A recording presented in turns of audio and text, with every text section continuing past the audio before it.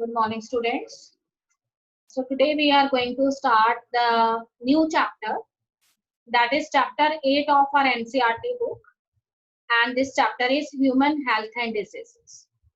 So dear students, what we are going to study in this chapter?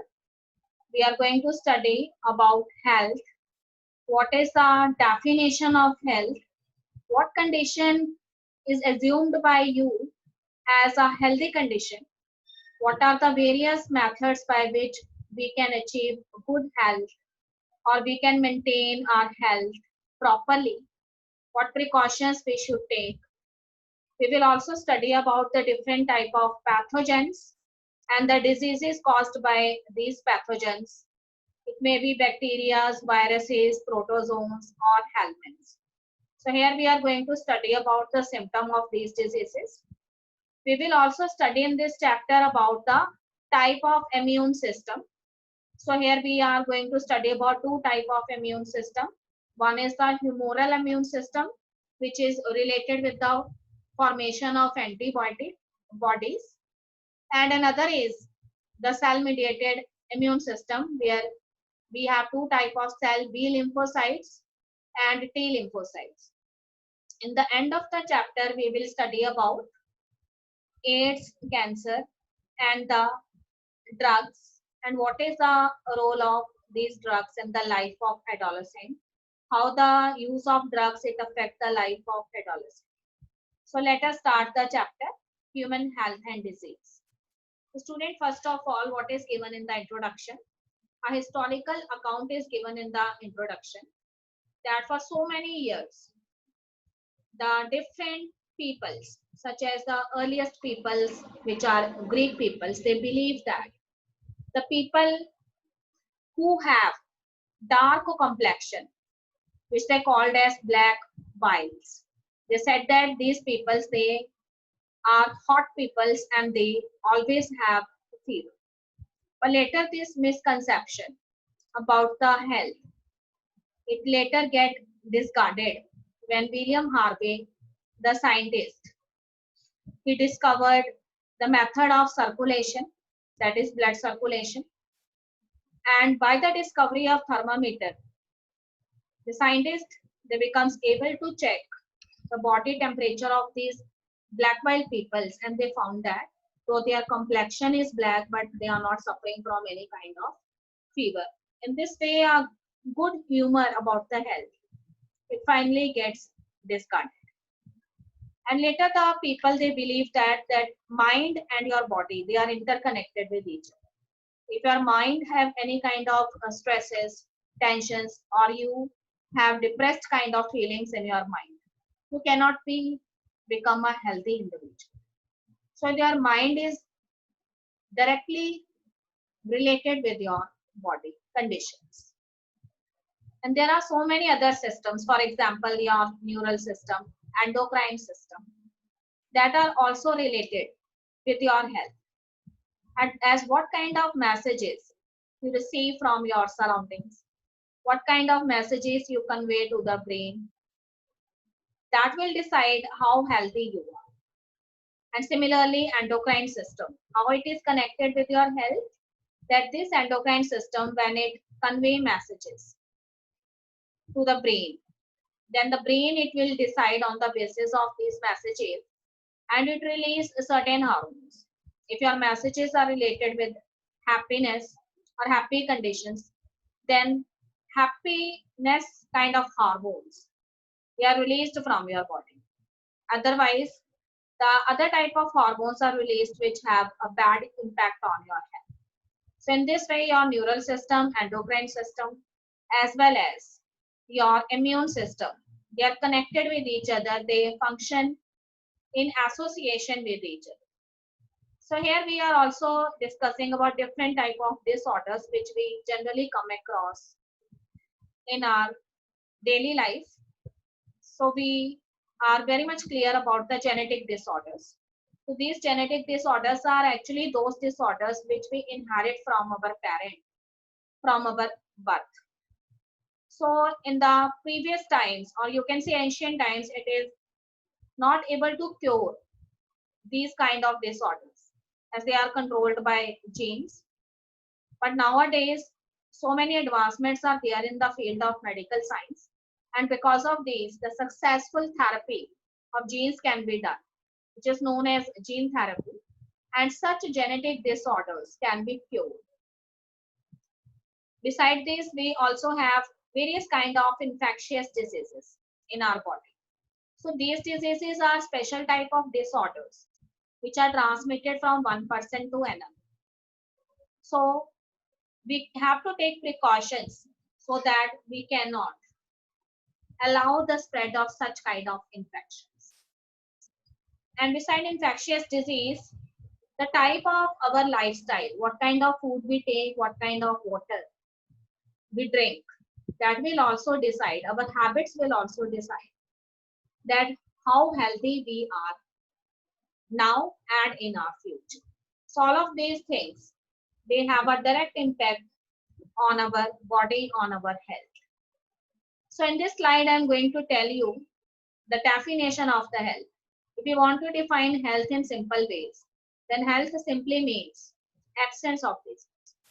That means we are physically fit, we do not have any disease. This means we are a healthy individual. And if we want to define health in a broader sense, then we can define health that it is a state of complete physical, mental, and social well-being. That means not the person should be physically healthy, but that person should also be free from any kind of mental stresses, any kind of depression, negative thoughts in his mind. And the person should also have a healthy rapport with the members of the society. That means they occasionally visit the members of other, so you can say they can easily visit the occasions such as marriage occasions or some birthday parties or some other social functions. That means they have a healthy social interaction with the people. Then we can consider that person as a socially healthy person. And later on, what is the advantage of health to a person in particular and to a nation? So health, it always increases productivity. If the person is healthy, then that means the person can work efficiently, and in this way they contribute in the productivity of the nation, and economic prosperity of the nation it also enhances. And health, it also increases the longevity of the people, that is the lifespan of the people, it goes on increasing if the person is physically, mentally, and as well as socially. So as we know, in the ancient times before independence, when there is lack of medical facilities, at that time, there are more cases of infant and maternal mortality.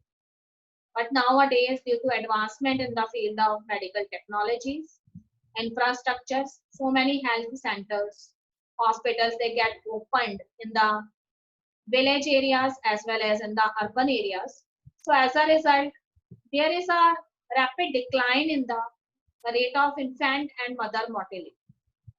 So this is quite surprising, as nowadays so many healthy individuals are there in the society, and that is a good news for all of us. Now I want to discuss the various methods that how can we achieve good health. So here my first point is balanced diet. We should take such a diet which contains an appropriate content of proteins, carbohydrates, vitamins, minerals, and all the essential things, even roughage in appropriate amount also. So this diet is the balanced diet. Then we should have to maintain our personal hygiene as well as our social hygiene. The personal hygiene means we should have healthy habits, healthy eating habits, healthy sleeping habits, and other kind of hygienic habits regarding our body.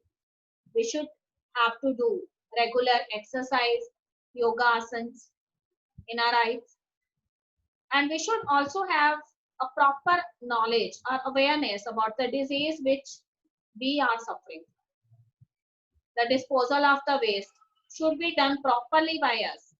We should keep our toilets, bathrooms clean so that no more pathogens they grow in these areas if they are dirty. We should also have proper vaccination against the infectious diseases. Whenever any vaccination program is there, we should be the part of that. We should take the vaccine so that we will not have to face infectious diseases in future. We should do efforts to control the vectors because some of the diseases such as malaria, dengue disease, filariasis, all of these diseases, they have certain insects as their carrier vectors. So if we eradicate, we eliminate the breeding ground of these insect vectors, we can stop, we can prevent the spread of these infectious diseases. We should also maintain hygienic food and resources. Our food should be hygienic. We should have a proper knowledge that in what kind of utensils our food is cooked and whether we are taking clean water for drinking or not. Is there any sewage water it get mixed with our drinking water? We should have proper knowledge. We should be aware about it. Now students, if we are talking about diseases, then these diseases, they are broadly classified into two categories. First kind of diseases are known as infectious diseases. So those diseases which are easily transmitted from one person to another by touch, by using their belongingness, their things. That kind of diseases are known as the infectious diseases. So the common example is the common cold. All of us have suffering from common cold someday. So this common cold is a infectious disease. If one person is having the disease cold in his family, the others are easily get that disease.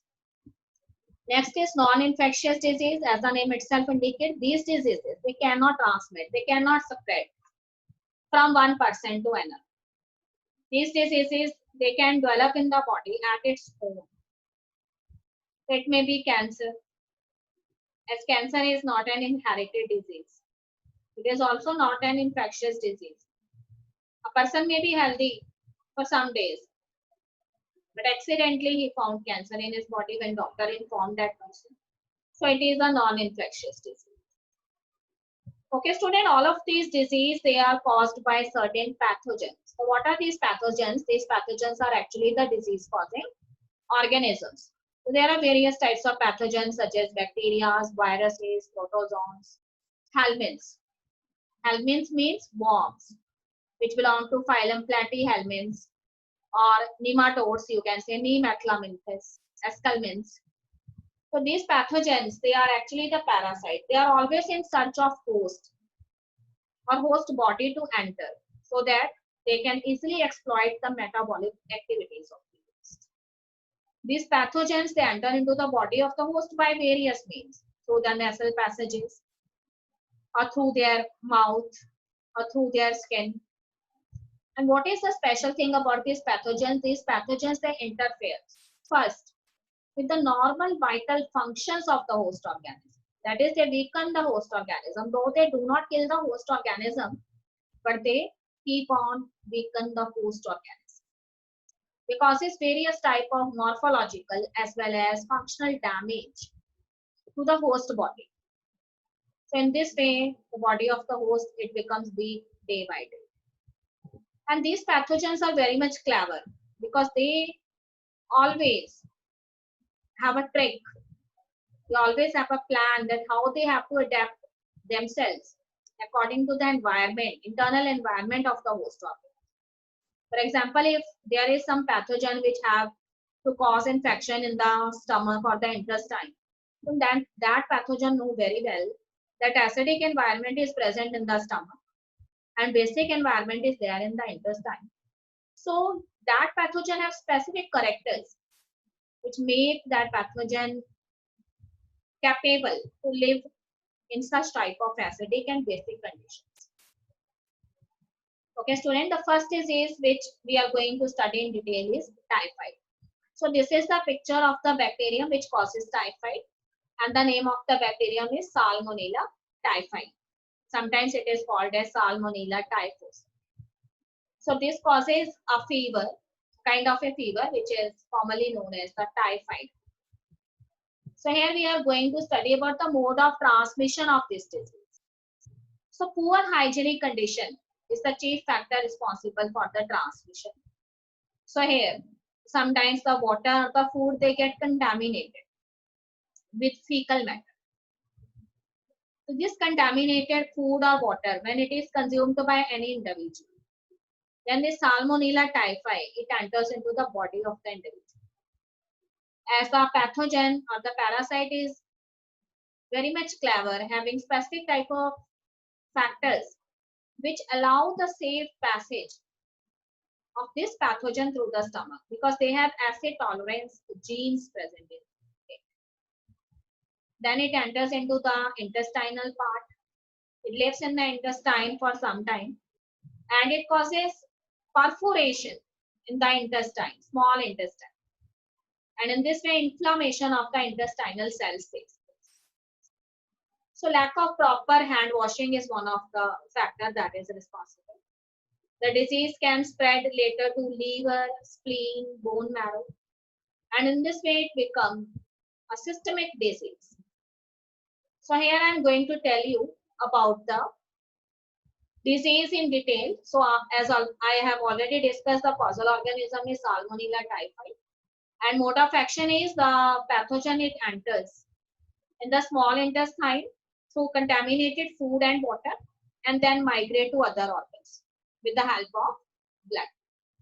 So here the symptoms of the disease is that the person is suffering from sustained high fever. It may be 39 degrees Celsius to 40 degrees Celsius. Weakness is there in the body. Stomach pain is there. The person cannot digest the food properly, so constipation is there. Kind of headache is observed by the person. The person do not have a feeling of appetite, so loss of appetite is there.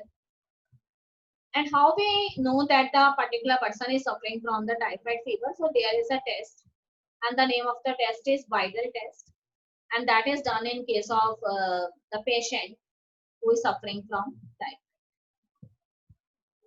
Okay, students, the next disease is pneumonia. So pneumonia is a disease that is related with the infection of the lungs. So causal organism of this disease is Staphylococcus pneumoniae and Haemophilus influenzae. Both of these are bacteria, and these bacteria, they generally affect the alveoli, that is the air-filled sacs of our lungs. So what happens? These alveoli, they get filled with fluid, and this fluid, because of the filling of this fluid, there is severe respiratory problems occurring in the patient. What kind of symptoms develop? The symptoms include fever, a feeling of chill is there, person is suffering from cough, headache is there, and the lip and fingers of this person, it turns gray to bluish when the disease spread. And how this disease it transmit? So from healthy person, this disease is enter into the body of the healthy person through infection from the patient by inhaling the droplets or aerosols released by the infected person. By sharing the different kind of things what the patient used, that means their glasses, utensils. So in this way the infection spread. Okay, see the picture of the disease. So here the alveoli, which are the air sacs, they filled with discharge. So the person cannot breathe properly. And in this way, in critical situations, the death may take place. So student, next disease is common cold, very much familiar to us. So it is caused by a group of viruses which are known as rhinoviruses. So these viruses, they infect the nose and our respiratory passage, but here the lungs are not affected. So nasal congestion is there and discharge is there in your nasal passages, your nose, your throat. Your throat gets sore, feeling of hoarseness is there, cough is there, headache, then tiredness. You always feel tired. The disease is there in the patient for 3 to 7 days. So how this disease spreads the droplets through cough or sneezing of the patient. It spread the disease in a healthy person because these droplets, they are there in the air, and when the healthy person it inhaled these droplets, it goes into the body of the person. Sometimes that person it touch certain things in house such as pens, books, cups, doorknobs. If he is using computer, then keyboard and mouse of the computer. If other healthy person touches these things, then they will easily caught this common cold. Okay, students, see the picture, the diagram of the rhinoviruses. So earlier it was thought that common cold is a disease caused by bacteria, but later it is found that it is not a bacterial disease, it is a viral disease. So here, so many symptoms of the common cold is visible to you. Cough is there, then throat becomes sore, then fever is there, then headache feeling is also there due to congestion, and runny nose is the one of the main factor that is the symptom of the disease common. Okay, student, we are going to study in detail about the disease malaria. Once upon a time when malaria was considered as a pandemic, so it is responsible for the death of thousands of people in African subcontinent. Still there, malaria is one of our bigger disease. So malaria, it is caused by a vector which is the carrier of the malarial parasite Plasmodium, and this is a female Anopheles mosquito. So this female Anopheles mosquito, as it is a female, so it has blood sucking organ. So when it sucks the blood from the patient who is suffering from malaria, then the infected stages of the Plasmodium, which are known as sporozoites, it enters into the bloody meal of the mosquito. And in this way, when this mosquito it bites the another person, it injected these sporozoites, which are the infectious stages of Plasmodium, into the body of the healthy person, and its further development takes place later on. So see the life cycle of the Plasmodium. So here, what is written: when the mosquito it bites another human, then sporozoite it gets injected, and these sporozoites it later enters into the liver. It causes the breakage of the liver cells, disintegration of so many cells of the liver. Then the parasite, it reproduces asexually. Within the liver cell, it bursts the cells of the liver or hepatocyte cells. And later on, from the liver, it enters into the bloodstream. And where it causes disintegration of the red blood cells. And here, when it causes disintegration of red blood cells, there are so many symptoms it appears in the body of the patient. A feeling of a fever, chill is there because of a special type of chemical substance released during this breakage of RBCs, and that substance is humeozoin. So later on, the released parasite, they infect the new cells, and in this way, the RBCs, they get infected with this Plasmodium. And later, the sexual stages of the Plasmodium, that is the gametocytes, male and female gametocytes, they are also present in the blood meal of that patient. And when the mosquito it picks the bloody meal from the infected patient, then this gametocyte it enters into the mouth of the mosquito and in the gut wall of the mosquito. Later they have to reside in the gut wall, but before this, fertilization and development it takes place in the mosquito's intestine. And later on, what happened? These sporozoites they are formed, and these sporozoites, which is the infectious stage, it is stored in the salivary glands of the mosquito. And when this infected mosquito it bites some other healthy person, it injected these sporozoites into the body of that healthy person. And in the similar way, all of these stages of development it gets on repeat. So here I have written some lines about this. So there are different type of protozoans which causes malaria. Plasmodium is the common name for them. 3 species of Plasmodium causes the disease: Plasmodium vivax, Plasmodium malaria, Plasmodium falciparum.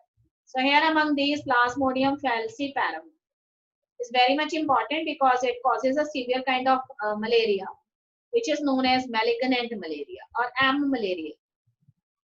So this is the points regarding the life cycle I have already discussed, that it enters the body as sporozoite, which is infectious stage. Then sporozoite enters in the body through the bite of the infected female mosquito, which is contaminated. Then it multiplies in the liver cell, from the liver cell to red blood cells, then rupture of the RBCs. Then release of a substance known as hemiozoin. When the substance hemiozoin is released and the patient is having a feeling of chill, severe chill is felt by the patient. The hemiozoin is responsible for chill and high fever, and that fever occurring 3 to 4 days. And when the mosquito bites from infected person, then this mosquito it picks the blood, and that blood contains the infectious stage sporozoite. And this mosquito, then it injected these sporozoites, which is present in the salivary gland of the mosquito, later into the fresh body, and in this way, the disease spread. So there are two hosts of Plasmodium. One is human and another is mosquito. Okay, student, the next disease is amoeboid dysentery, which is commonly known as amoebiosis. So causal organism of this disease is Entamoeba histolytica. So this disease, it also gets spread due to poor hygienic conditions through contaminated water and food. So this is the picture of Entamoeba histolytica.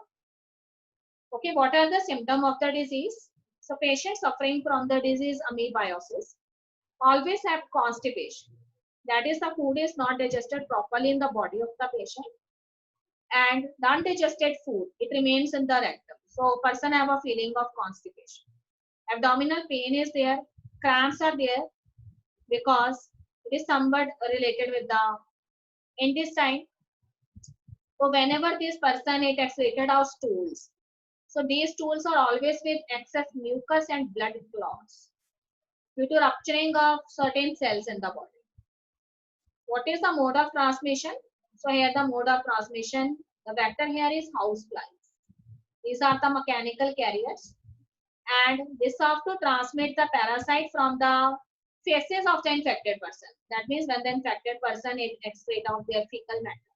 So when this housefly it moves over the fecal matter of the patient, then it pick up this particular Entamoeba histolytica, and then when this fly it set over the food and food products, then it contaminates the food. So drinking water and food which is also contaminated with fecal matter, they are also act as the main source of the infection. So in this way, this disease amoebiosis or amoeboid dysentery spreads. The next disease is Ascariasis. So the causal organism of this disease is Ascaris, which is a kind of a roundworm. And beside this, there is Boucheria, which is known as filarial worm. It comes under helminths. Both of these comes under helminths. So they cause the disease Ascariasis. So here the symptom of the disease is internal bleeding is there. There is pain in the muscles, fever, anemia, and blockage of the intestinal passage. Because so many worms, they are present in the intestine, so blockage of the intestinal passage takes place. Then mode of transmission here is the egg of these parasites. They are excreted along the faces of the infected person. And when this person or the patient gets excreted out, the waste product, the eggs of the parasite, it later contaminates the soil, water, as well as the plants. So in this way, the disease spread. So the little children who consume soil, they are more susceptible to get this disease. So see the picture here. These are the helminths, roundworms, Ascaris, and here your small intestine is there and it gets filled. This intestine gets filled with so many worms. So in this way, blockage of the intestinal passage takes place. Okay, student, next disease which is filariasis. It is also known as elephantiasis, because here the lower limbs of the patient, which are known as the hind limbs, if they get infected, then it assumes the shape of the foot of the elephant. So causal organism here is Boucheria. So two species of Boucheria are there. Boucheria bancrofti and Boucheria malai. So this is the filarial worm which is responsible for the disease filariasis. So here are the symptoms. So here chronic inflammation of limbs are there where the parasite it lives for so many years. The inflammation of the lymphatic vessels takes place. That means lymphatic vessels they get swollen. Inflammation is there. Lower limbs inflammation. Genital organs they also get affected, and there is a gross deformities in the genital organ also. So what is the mode of transmission? So here the pathogen is transmitted to the healthy people through the bite of the female mosquito vector. And that female mosquito vector it spread the disease. Okay, student, the next disease is ringworm infection. The most common type of infection which we are generally comes in contact. So here the causal organism is a fungi. And fungi of the genera, and these genera are Mycosporum, Trichophyton, and Epidermophyton. So symptom of the disease is appearance of dry, scaly lesions on various parts of the body. It may be your arms, it may be your legs, or on your neck, on your skin, nails, or your scalp. So these lesions they are accompanied by intense itching. That means intense itching is there over the infected area. Then heat and moisture. It helps the fungi to grow more and more. When there are moist conditions, more humid conditions are there, more heat is there. In that case, the growth of the fungus is more and more. Sometimes when we wash our feet, we do not rub towel over our feet. So in this way, the moisture it gets accumulated between our skin folds. So in this way, the fungi grows in our groins or between the toes. So we must have to properly dry up our feet with the help of a towel whenever we wash our hands or our feet. Then mode of transmission for ringworm. So they are generally acquired from the soil, or if we are also using the same towel, that is the towel of an infected person, if we use, then disease can easily enter into our body. If we wear the clothes of the infected person, or if so many persons they are wearing same clothes one by one, then also the disease spread. If we used a single comb for hairing our hairs, in that situation also the infection is spread. So we must have to be aware that we should wear our own clothes, use our own towel, and use our own, you can say comb. Don't use a single comb in home. So now I'm going to discuss that how we can prevent and control these infectious diseases. So here I have written certain points that we should take care of our personal hygiene, such as we should bathe every day, we should clean our body, we should consume clean drinking water, clean food, vegetables, fruits, etc. Not only maintaining the personal hygiene, we should also take care of the public hygiene. So proper disposal of waste should be there, proper drainage system should be there, proper removal or disposal of the excrete, periodic cleaning of the water tanks, or we have to put disinfectants in our water reservoirs where we have stored water. We should clean our cesspools, tanks, water tanks, and we should also maintain standard practice of hygiene during public eating. Next is, if we are suffering from infectious diseases such as cold, typhoid, then we should avoid close contact with such individual persons. We should not use their belongings. If there are certain diseases such as malaria, dengue, all of these diseases, they have certain vectors which are responsible for spreading of disease. So we should take care that we have to eliminate the breeding ground of these parasites, their larvae. In case of filariasis disease, we should know that insect vector is there. So we should not allow the breeding grounds to proliferate. We should not allow the water to become stagnant near our houses, our offices, parks. There should be a regular cleaning of the household coolers. We should clean our household cooler. We should remove the dirty water and fill the fresh water in our coolers so that the larvae of the mosquito should not be there. Next is we should use mosquito nets during sleep. And we should also introduce fishes such as gambusia that can easily consume mosquito larvae in our cesspools, in our swimming pools, or wherever water is present. And we should spray different kind of insecticides where stagnant water is there in ditches, drainage systems, or in swampy areas. And the last point is that our doors and windows should be provided with wire mesh so that unnecessary flies, mosquitoes, they cannot enter in our home.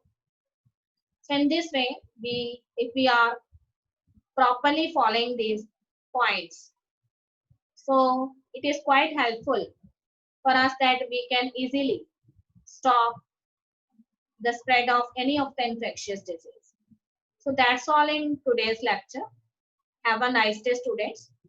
In the next lecture, we will study about the immune systems, types of immunities, and what role our immune system play in our body to protect